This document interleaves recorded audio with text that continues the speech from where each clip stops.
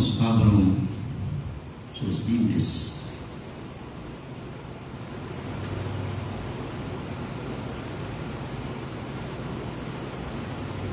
Abram suas Bíblias em Filipenses capítulo 4.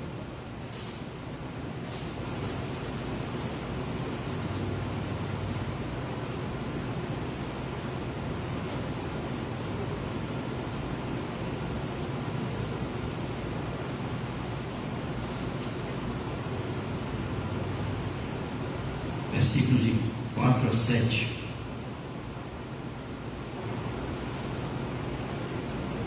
Diz assim: Alegrai-vos sempre no Senhor. Outra vez digo, alegrai-vos. Seja a vossa moderação conhecida de todos os homens. Perto está o Senhor. Não andeis ansiosos de coisa alguma. Em tudo, porém, sejam conhecidas diante de Deus as vossas petições, pela oração e pela súplica, com ações de graças. E a paz de Deus, que excede todo o entendimento, guardará o vosso coração e a vossa mente em Cristo Jesus. Paz do Senhor em nós depende de muitos fatores na condução da nossa vida. E uma delas está diretamente ligada ao nosso estado emocional. Está diretamente ligado à questão da ansiedade. Paulo fala aqui em 3 aspectos importantes do nosso comportamento humano que nós precisamos buscar para alcançarmos a paz do Senhor em nós. Então entendam, Paulo está falando não a nossa paz, mas a paz do Senhor em nós. É diferente. E nós vivemos em um mundo hoje bastante atribulado. Nós vivemos um mundo onde não há mais segurança, não há tranquilidade de se viver. Você sai de casa, não sabe se volta. Você convive com pessoas das quais você não confia de forma alguma, por mais que você muitas vezes se relacione com essas pessoas. Então, nós vivemos em um mundo inseguro, principalmente na questão das doenças que andam atacando o mundo. Vivemos um mundo de guerras, de doenças, e estamos saindo, ou não sei se saindo, voltando a entrar novamente, porque na Europa já está aí na 4ª onda, né? Parece que a gente vive surfando. Primeira onda, segunda onda, terceira onda, aí a gente está surfando essas ondas aí. Mas na Europa já estão aí a 4ª onda da pandemia, não é isso? E o mundo está agitado, atribulado, emocionalmente desgastado. E um dos fatores que mais perturba a nossa tranquilidade, que mais tira a nossa paz, é essa coisa chamada ansiedade. Por quê? Todos nós temos ansiedade. Ninguém pode aqui levantar a mão, se perguntar e dizer assim, não, eu não tenho ansiedade, porque todos nós temos. Alguns mais e outros menos, mas temos. Alguns que conseguem controlar, outros não conseguem controlar. Mas todos temos ansiedade. E eu fiquei impressionado, irmãos, quando eu estava lendo sobre esse assunto da ansiedade, é a questão de como as nossas crianças hoje estão ansiosas. Eu não me lembro de se falar em ansiedade no meu tempo de criança. Porque a gente era livre, vivia nas ruas, brincando, bebida, soltar papagaio, tinha liberdade. A nossa liberdade nos dava uma certa tranquilidade, vamos dizer assim, não só para a gente, mas para os nossos pais. Mas o que a gente tem percebido é que as crianças hoje, tanto quanto os adultos, estão sendo ali alcançadas por essa questão chamada ansiedade, emocional chamada ansiedade. Então é um mal que independe de idade, independe de nível educacional, qualquer pessoa, independente de quem seja, ela pode estar acometida, né, em excesso desse mal chamado ansiedade. E Paulo vai falar exatamente sobre isso aqui. Ele vai falar da alegria, ele vai falar da moderação e ele vai falar da ansiedade. E nós queremos falar desses três aspectos e focar um pouco mais nesse aspecto da ansiedade, entendendo que os outros também estão interligados. Eles transpassam uns aos outros. Se você não tiver paz, você não tiver controle sobre a sua ansiedade, você não vai ter alegria e a sua moderação também vai estar prejudicada. Então a gente quer pensar um pouco sobre isso nessa manhã, principalmente porque nós temos uma pessoa que escreveu sobre isso, que é o apóstolo Paulo,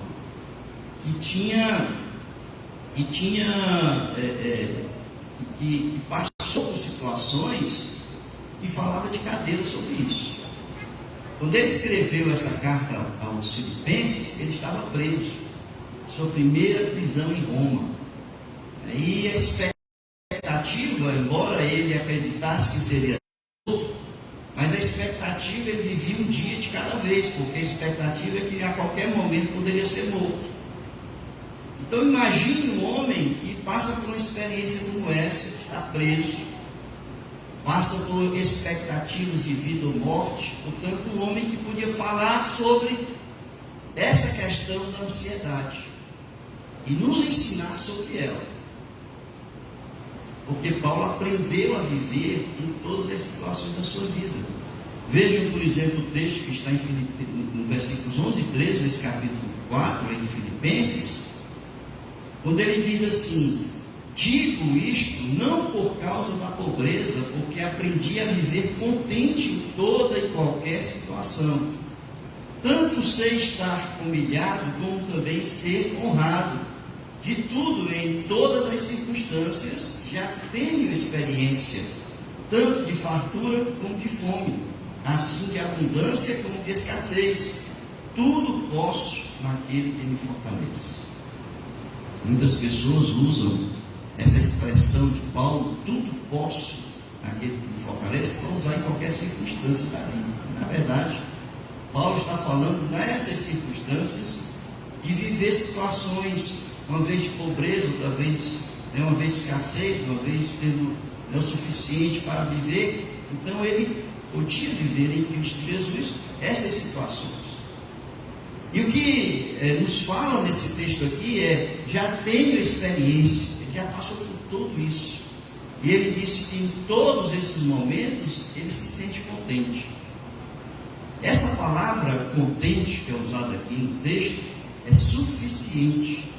Ou seja, ele se sentia em todas essas situações da vida, seja de perigo, de morte, seja de alegria, de tristeza, de escassez, de fome, de fartura, ele se sentia saciado.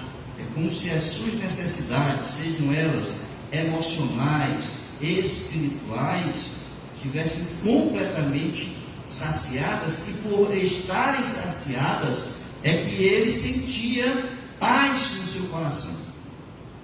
E é exatamente isso que ele quer transmitir para a gente. Ele quer falar para nós que, independente da situação, independente das circunstâncias que nós possamos passar e enfrentar, nós precisamos buscar essa paz, que não vem de nós, não vem de dentro da gente, mas que vem de Deus para nós, que transcende, como diz aqui o último versículo, que transcende, excede, na verdade, todo o entendimento que qualquer ser humano possa buscar. É nesse contexto, então, que eu quero conversar com vocês, fazendo aqui algumas observações introdutórias para entrarmos no assunto. Primeiro é que não se trata de uma sugestão de Paulo. Paulo não está sugerindo: olha, não ande ansioso. Não, aqui é uma ordem, aqui é um imperativo. Paulo está mandando, certo? Quando ele diz não andeis ansiosos, Paulo não está sugerindo você andar sem ansiedade, não. Ele está dando uma ordem para nós, como crentes, certo? Então, não andeis, não ande ou não viva. Essa palavra andar aqui é viver. Ele está dizendo assim: não viva ansioso. Segundo aspecto desse texto que eu quero chamar a atenção é que Paulo está falando aqui da ansiedade espiritual. Ele está falando espiritual. É aquela ansiedade que vem pela ausência da fé ou pela pouca fé que nós temos nas circunstâncias da vida. Então essa ansiedade, esse medo, essa insegurança, essa forma de ver, de se antecipar, essa preocupação que nós temos das coisas, advindas da pouca fé, da pouca confiança que estamos depositando em Deus, ou da ausência da confiança que nós depositamos em Deus. Essa ansiedade que Paulo está falando aqui nesse texto, porque existe a ansiedade patológica, existe a ansiedade espiritual, mas existe a ansiedade patológica.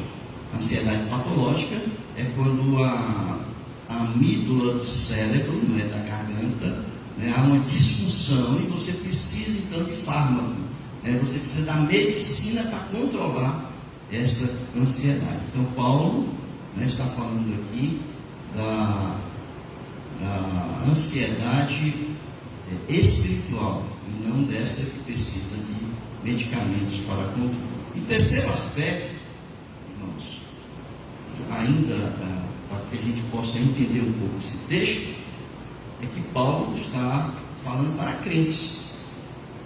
Porque muita gente acha assim: não, o crente não tem ansiedade, o crente não tem ansiedade. Mas Paulo está falando para crente, menos da igreja em Filipos. Então dizer assim, a ansiedade é pecado, você pode cortar isso do seu dicionário, porque crente tem ansiedade sim. Paulo está falando para os crentes de Filipos. Então não tem essa história aí, de querer pensar que Paulo está aí falando para pessoas que não são crentes, E você sabe que ali Filipos é uma igreja que foi plantada por Paulo. Tem história ali da conversão de Lídia, daquela jovem adivinhadora, ele foi preso por causa disso, conversão de carcereiro, e ali foi organizada, plantada a igreja por Paulo ali em Filipos. Muito bem, dito isto, esse aspecto introdutório, vamos pensar então nos comandos que Paulo nos dá para alcançarmos essa paz que vem do Senhor. A primeira é a alegria. A alegria acompanha o crente o tempo todo. O apóstolo Paulo, no versículo 4, ele vai dizer: alegrai-vos sempre no Senhor. Outra vez digo, alegrai-vos. Que coisa interessante, irmãos, porque Paulo coloca duas palavras aqui e nos chamam a atenção nesse texto. Uma delas é o sempre. Alegrai-vos sempre.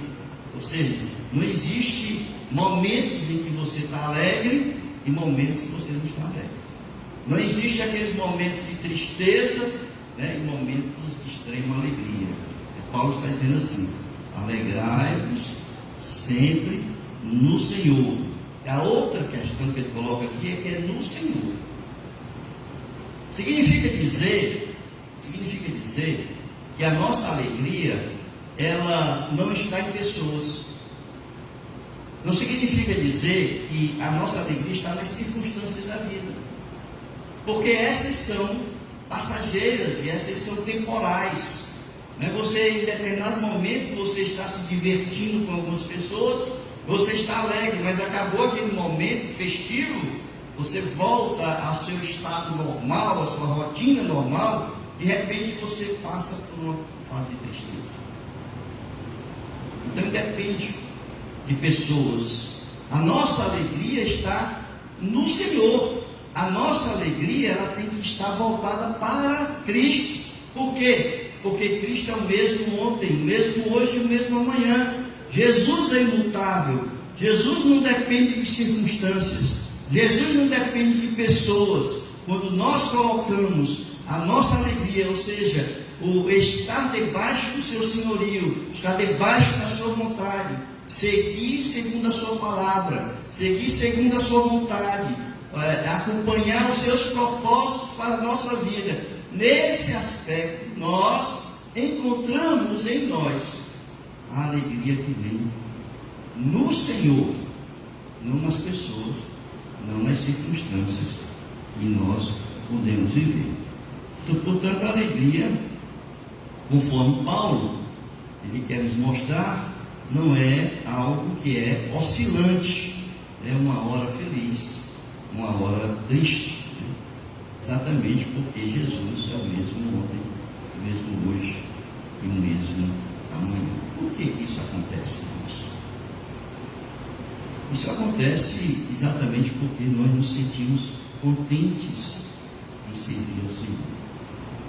E aí eu chamo o aspecto da palavra contente, ou seja, nós nos sentimos saciados naquilo que nós precisamos, naquilo que nós buscamos, saciados nas nossas necessidades, nós nos sentimos cheios em Cristo de tudo aquilo que a gente precisa para viver. Então não precisamos de mais nada além de Jesus em nós, para nós sentirmos alegria, ou nós estarmos contentes em qualquer situação, como diz Paulo, nós estaremos contentes. Então por quê? Porque Paulo nos mostra que Jesus nos sacia plenamente as nossas necessidades. Por isso é que ele está desvinculando, ele desvincula a alegria, ele está desvinculando a alegria das pessoas, das circunstâncias, e ele está vinculando a nossa alegria a viver em Cristo Jesus. Por isso é que nós precisamos refletir bem sobre a nossa vida, onde é que nós estamos buscando a nossa alegria, em quem, em que nós estamos buscando a nossa alegria. Porque o que Paulo nos ensina é que nós devemos nos alegrar sempre, sempre no Senhor. O segundo aspecto que ele coloca aqui, irmãos, é sobre, o segundo comando que ele coloca aqui é sobre a moderação. Ele diz: a vossa moderação seja conhecida de todos os homens. A vossa moderação seja conhecida de todos os homens. O que é que Paulo está querendo dizer isso com moderação? Porque muitas vezes nós lemos e nós não entendemos o que ele quer dizer com essa palavra, moderação.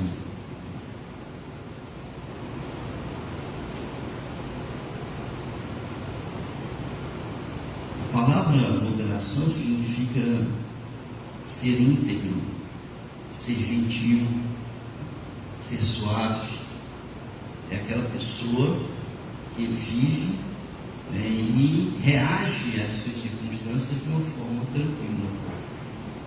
E o que é interessante aqui é que ele diz que a nossa moderação ela tem que ser conhecida de todas as pessoas. Ou seja, a forma com que a gente vive, a forma como a gente reage às circunstâncias, às situações da vida, ela tem que ser um testemunho da existência de Cristo em nós.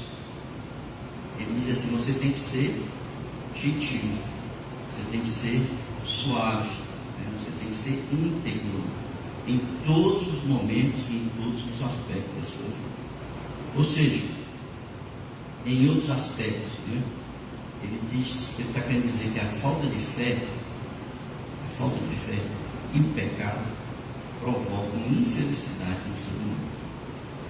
Por quê? Porque ele desestrutura, né? Nos traz insegurança, nos traz o medo, nos traz a preocupação sobre as coisas, né?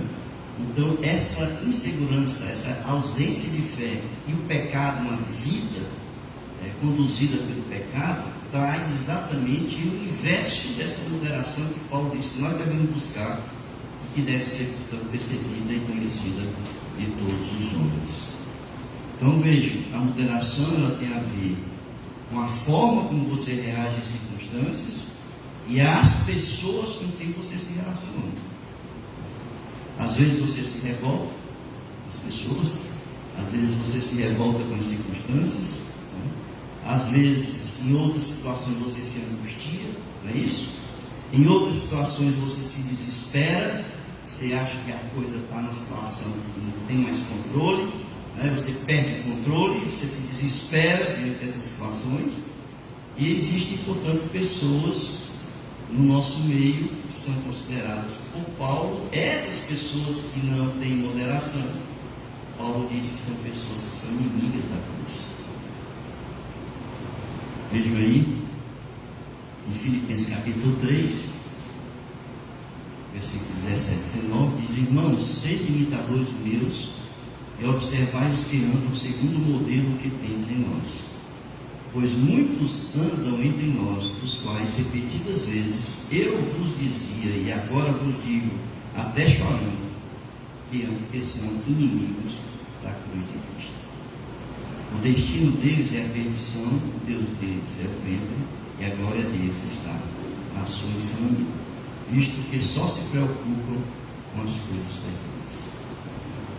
Então essas pessoas que dão péssimo testemunho, que se comportam de uma forma totalmente descontrolada diante das situações, das circunstâncias e das pessoas, o péssimo testemunho que dão, na verdade, de ser considerados aí inimigos da cruz. Nesse versículo, o apóstolo alerta uma questão que muitas vezes nos passa despercebido, porque ele diz assim: seja a vossa moderação conhecida de todos os homens. Mas ele dá um ponto aí e diz uma coisa: é assim, perto está o Senhor. Ou seja, nós precisamos cuidar, irmãos, que nós não sabemos quando Cristo vai voltar. Perto está Jesus de voltar. E nós precisamos ser vigilantes na nossa vida, no nosso comportamento, para vivermos debaixo da vontade da palavra de Deus. Perto está o Senhor. Perto está o Senhor. Por isso é que Pedro vai descrever nessa segunda carta, capítulo 3, versículo 9, vai dizer: não retarda o Senhor a sua promessa. Alguns a julgam demorada.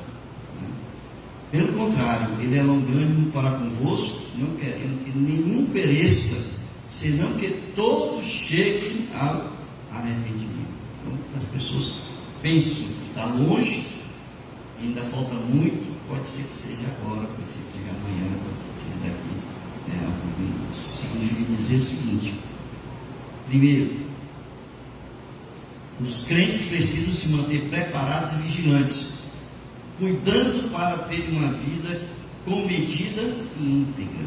Segundo, os que não são crentes precisam receber Jesus para não serem deixados para trás.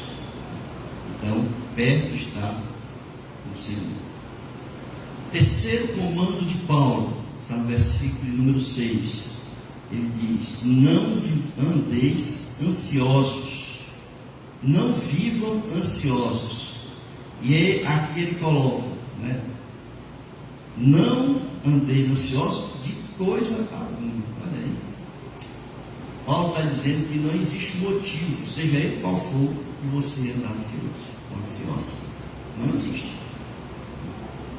Ele vai dizer aqui algumas coisas para a gente que nos leva a pensar um pouco sobre essa questão da ansiedade. Ansiedade é preocupação, né? Ansiedade é um medo, vamos dizer assim, medo do amanhã. Ansiedade é uma insegurança que você tem em relação a fatores que podem vir a acontecer. Então é um aspecto negativo da sua vida, né, da sua existência. A preocupação, como o próprio nome já indica, pré-ocupação é uma que vem antes da ocupação. Então é como se você antecipa aquilo que acontece. O nome é pré-ocupação, né? Esse prefixo que vem antes. E quando, portanto, o pensamento ele se projeta no futuro de uma forma negativa, vem sobre nós esse medo, essa preocupação, essa insegurança daquilo que nós começamos a imaginar que pode acontecer. Embora eu entenda que tanto a projeção do pensamento negativo, como a projeção do pensamento positivo no futuro são prejudiciais para nós na questão da saúde emocional. Por quê? Porque o positivo pode trazer, sabe o que, irmãos? Quando não acontece, né? Você pensa em algo que pode acontecer, coisa boa, você tem uma decepção, né? Você pode passar por uma decepção daquilo que você projeta como algo, né, que você busca. Portanto, tanto no aspecto positivo como no aspecto negativo, nos afeta emocionalmente. Frustrações, decepções, perda da motivação, desinteresse, muitas vezes, quando você se projeta positivamente no futuro. Então, o que é que Paulo fala? Como é que nós devemos, então, vamos dizer assim, viver sem essa ansiedade? Jesus vai dizer uma coisa interessante. Ele vai dizer: viva cada dia o seu mal. Então, basta o mal desse dia, né?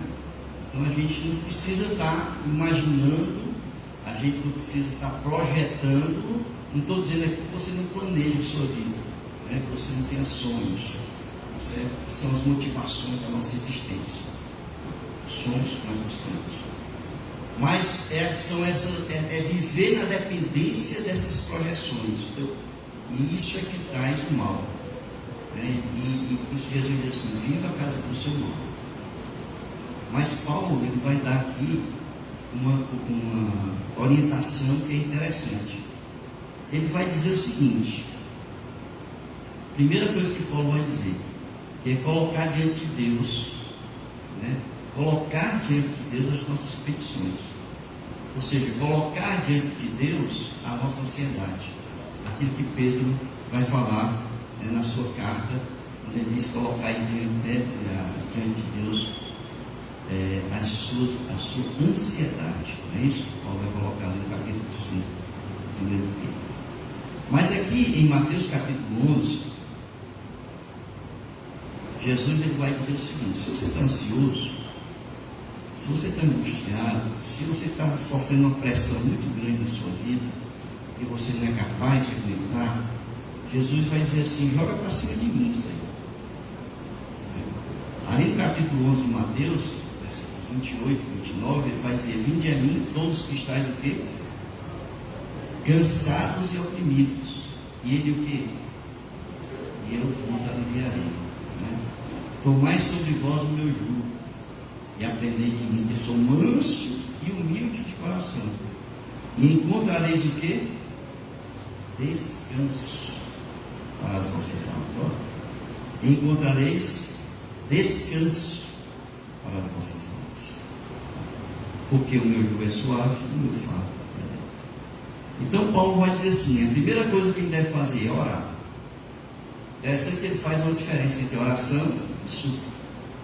Mas ele vai dizer aqui: não andeis ansiosos de coisa alguma. Ele diz: em tudo, porém, em tudo, não é só algumas coisas, não, selecionar, não, isso aqui eu vou levar para diante de Deus, mas isso aqui eu não preciso levar não, que eu resolvo, né? Eu sou suficiente para resolver isso aqui.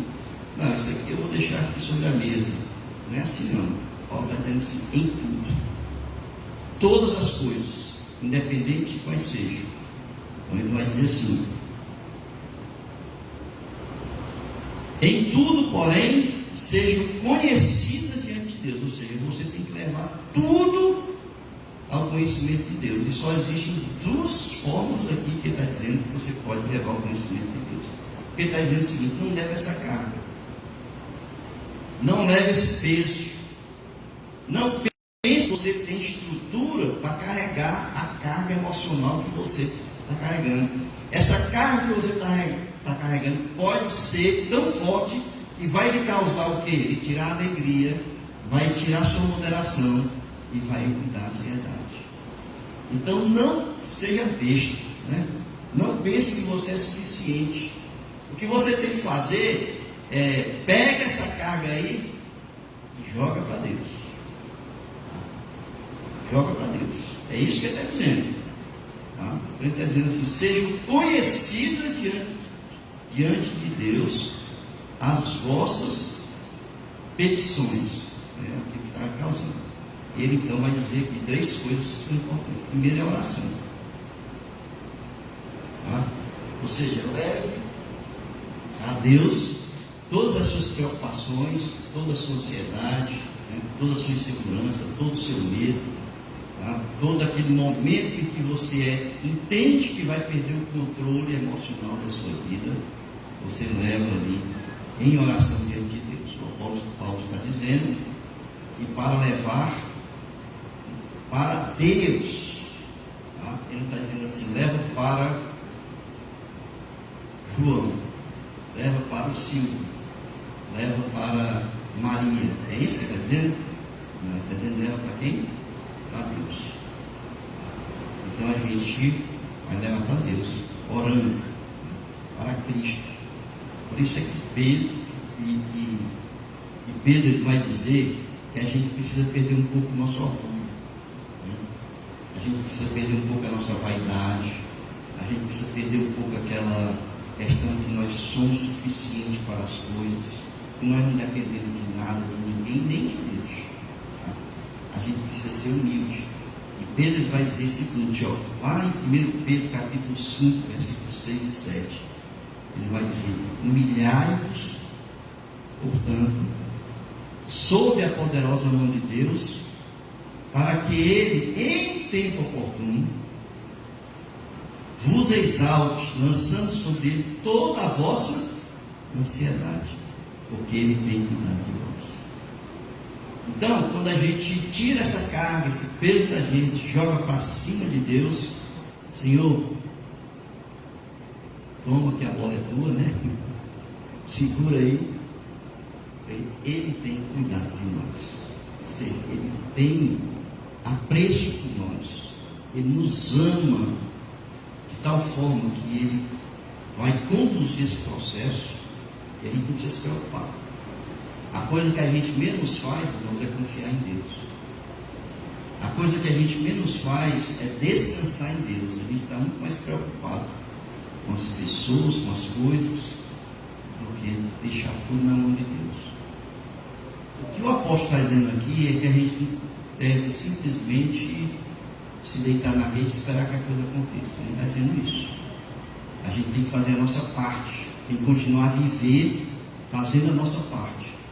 Tá? Ele está dizendo o seguinte: é que você não precisa se preocupar. Faça a sua parte, que Deus vai fazer a dele. Naquilo que você não pode fazer, naquilo que não está ao seu alcance. É por isso que a gente é ansioso, porque não está ao nosso alcance. Aquilo que não está ao nosso alcance, deixa que é a parte de Deus que Ele vai fazer. Tá? Então, humilhai-vos, portanto, sob a poderosa mão de Deus, para que Ele em tempo oportuno vos exalte, lançando sobre Ele toda a vossa ansiedade, porque Ele tem cuidado de vós. A segunda coisa que Ele diz é pela súplica. Então, a primeira é pela oração. Oração é uma conversa. Oração é você abrir o coração diante de Deus. Oração é você ali estar se alimentando de uma comunhão com Deus. Você está conversando, colocando as coisas diante dele. A outra que ele diz é com súplica. A súplica, irmãos, é diferente da oração. A súplica é quando a coisa está numa situação que você não aguenta mais e você grita. É aquele clamor, né? A gente vê na Bíblia muitas passagens que diz que o povo de Deus clamou ao Senhor. Esse clamor, esse grito que vem do coração, esse pavor que muitas vezes está nos pressionando e que a gente solta diante de Deus. Essa é a súplica. E você grita, né? Você expressa esse temor realmente diante de Deus. Tá?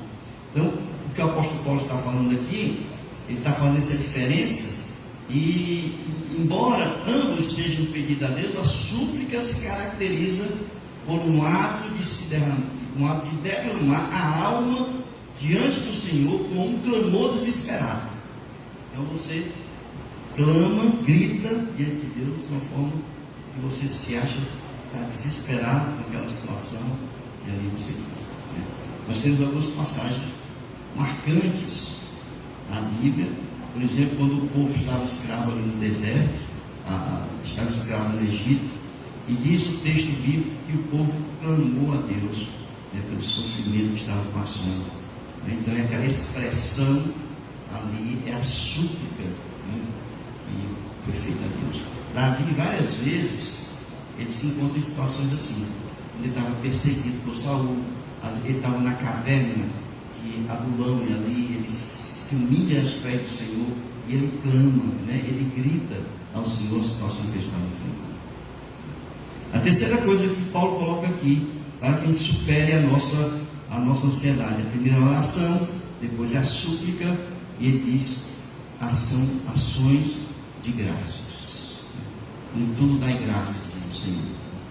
Por quê? Porque essa é a vontade de Deus.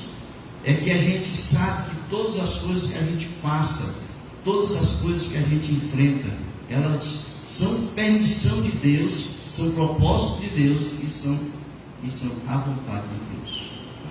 Então a gente precisa estar tranquilo, a gente precisa dar graças ao Senhor. Senhor, muito obrigado. Obrigado porque tu estás me dando a oportunidade de crescer um pouco mais, de me fortalecer um pouco mais, de te servir melhor em situações como essa que estou vivendo. Irmãos, olha, Paulo não está falando de teoria não. Paulo, ele estava preso, né, na expectativa da morte. Ele diz: em tudo dai graças. Então é a consciência de que a vida do crente, ela está inteiramente dirigida, conduzida e cuidada por Deus. Essa consciência é que nos dá a tranquilidade de viver, independente das circunstâncias. Lá em Jó, capítulo 1, versículos 20 e 21, esse texto é tremendo, né, em situações como essa. Porque, irmãos, não é fácil perder uma pessoa querida, muito menos perder um filho.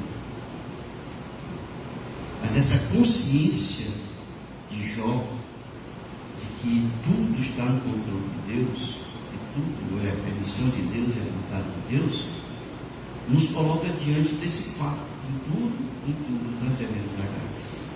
Em Jó capítulo 1, versículos 20 e 21, diz assim: Então Jó se levantou, rasgou seu manto, rapou a cabeça, lançou-se em terra e adorou o Senhor. E disse: Nu saí do ventre da minha mãe e nu voltarei.